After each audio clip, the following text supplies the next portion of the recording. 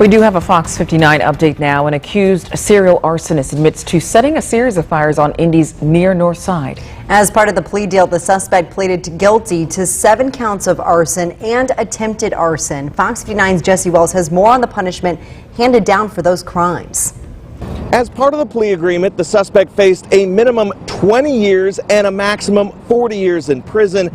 After hearing from multiple victims, the judge sentenced the suspect to 32 years behind bars and 5 years probation. Christmas morning, 2018. 2 homes were damaged when porch furniture was deliberately set on fire. 6 months later, in July 2019, more homes in the same neighborhood were set ablaze. The series of arsons took an emotional toll on all the victims who were sleeping inside their homes at the time of the crimes. It was emotional that evening, but that emotion continued. You know, there were challenges at times going to sleep and getting back into the normal way of life. David Bradshaw was arrested in 2019 following the release of these home surveillance pictures.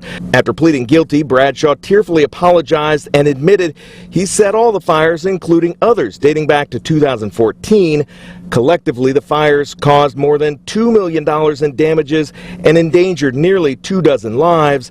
The victims hope the 32-year sentence prevents the suspect from setting fire to anyone else's home ever again. Today brought a certain sense of closure for me from the experience end to end. As the judge was reading off the list of people, it's a lot of people for one case, a lot of victims in one case.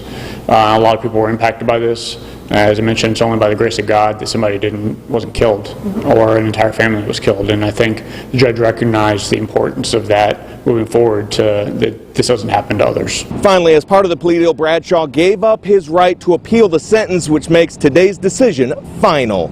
Jesse Wells, back to you.